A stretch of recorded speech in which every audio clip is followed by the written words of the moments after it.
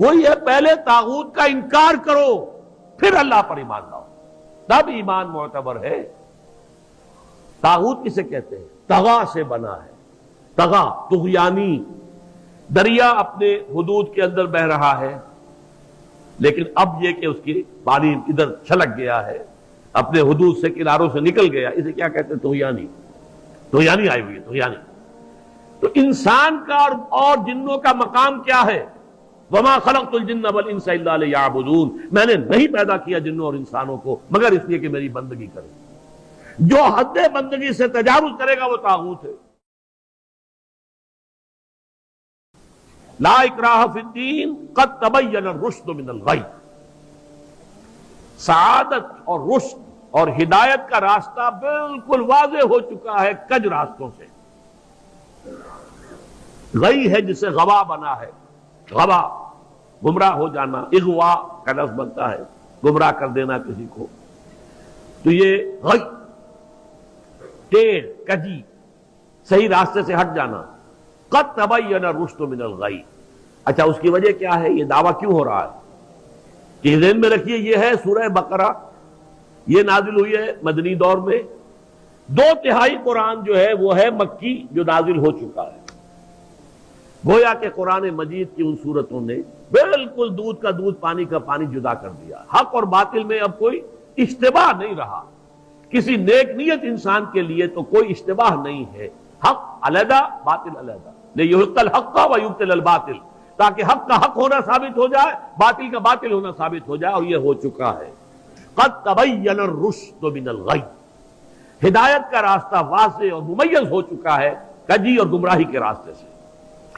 فَمَن يَكْفُرْ بِالطَّاغُوتِ وَيُؤْمِن بِاللَّهِ فَقَدِ اسْتَمْسَكَ بِالْعُرْوَةِ الْوُثْقَىٰ لَا انفصام لَهَا وَاللَّهُ سَمِيعٌ عَلِيمٌ۔ تو جو شخص بھی طاغوت کا کفر کرے گا، انکار کرے گا، طاغوت کے خلاف بغاوت کرے گا اور ایمان لائے گا اللہ پر، یہ اہم ترین مقام ہے اس اعتبار سے کہ جیسے میں نے اس سے پہلے بھی دیکھا، لا الہ الا ہو، لا الہ پہلے ہے، الا ہو بعد میں آتا ہے۔ نفی اس بات، اسی لیے بعض جو ہمارے سلسلے تصوف کے ہیں اس میں جو ذکر ہوتا ہے لا الہ الا اللہ، اسے نفی اس بات کا ذکر کہتے ہیں، لا الہ الا اللہ، الا پر وہ ضرب لگاتے ہیں قلب کے اوپر، جس سے ایک خاص قسم کی کیفیت پیدا ہوتی ہے، ایک نفسیاتی کیفیت حاصل ہوتی ہے۔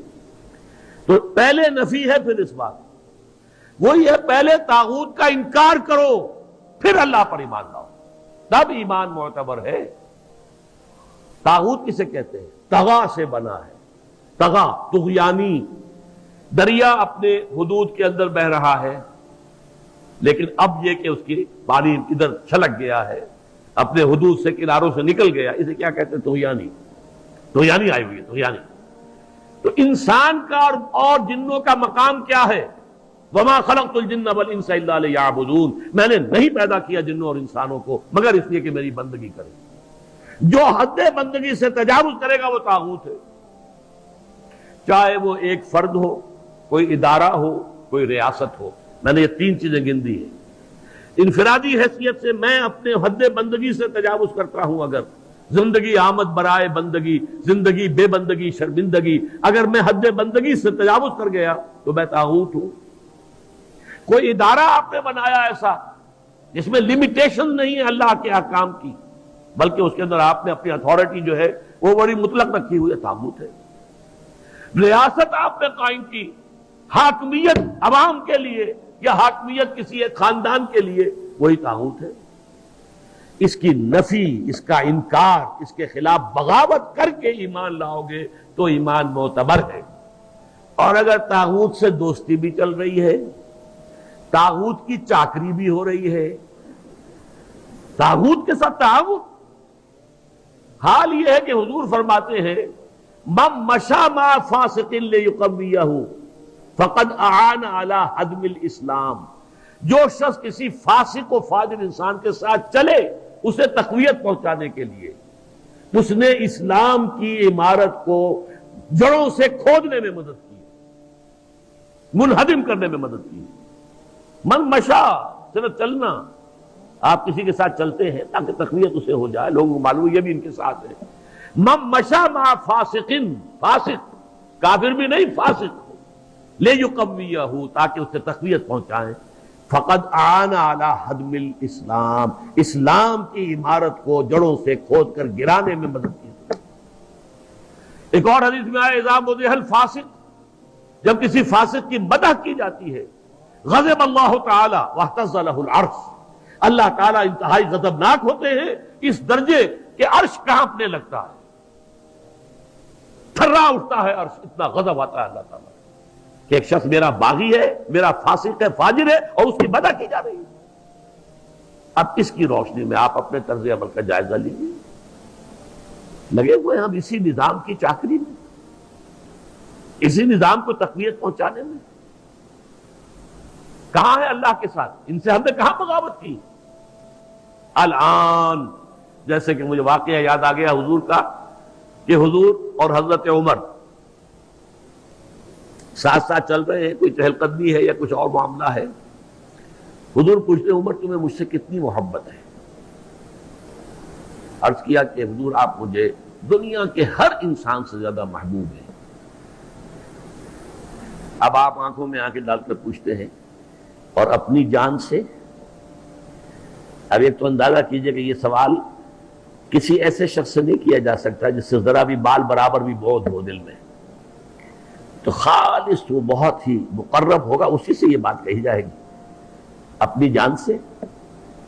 تو حضرت عمر نے تھوڑا سا توقف کیا، پھر عرض کیا ہاں اب میں کہتا ہوں کہ آپ مجھے میری جان سے بھی زیادہ عزیز ہیں۔ فرمایا الآن، اب پہنچے ہو تو اس مقام پر کہ جہاں ہونا چاہیے۔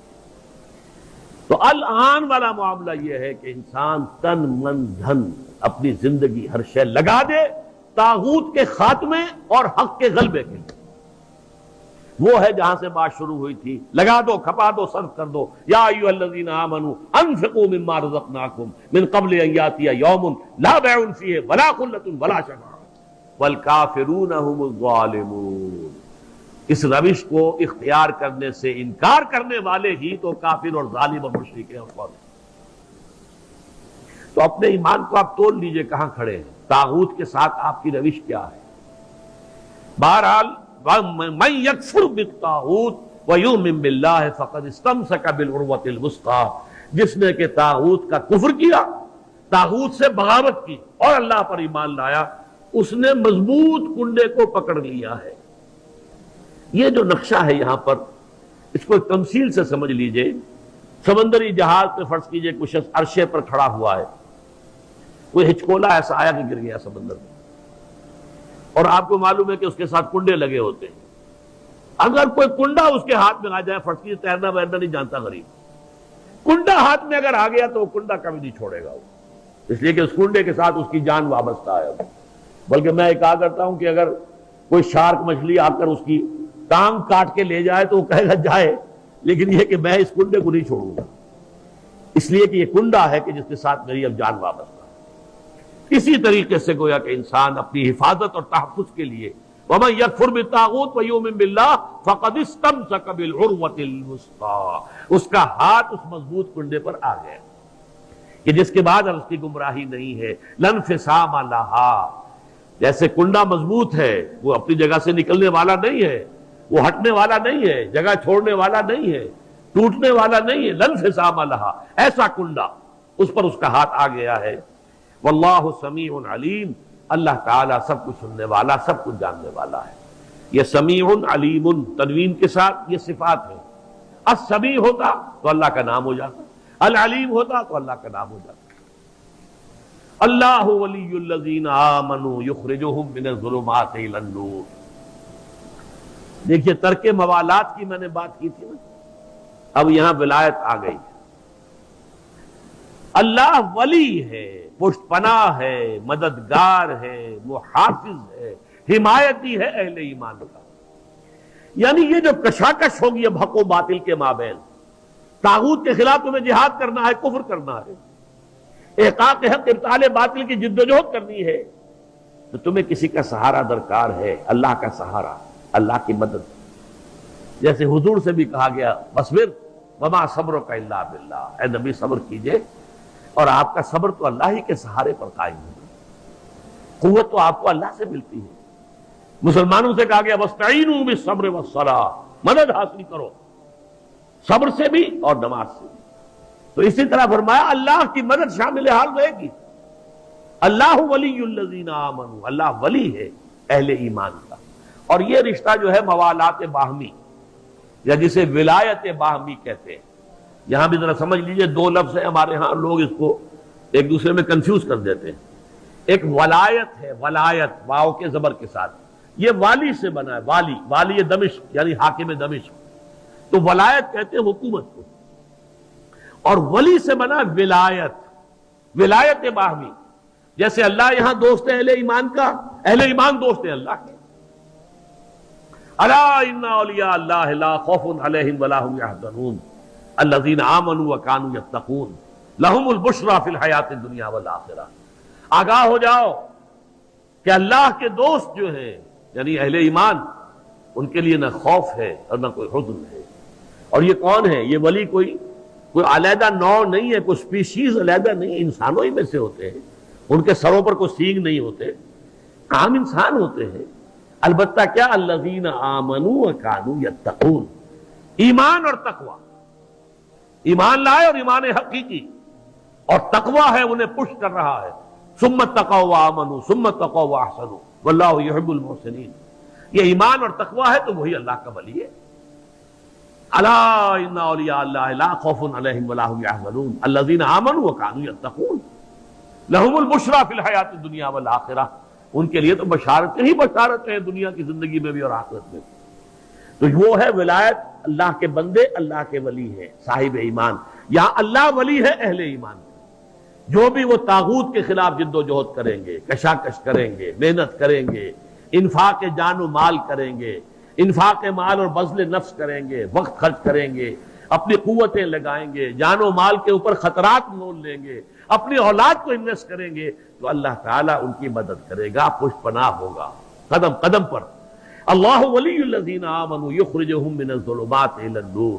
اور وہ انہیں نکالتا رہتا ہے اندھیروں سے روشنی کی طرف.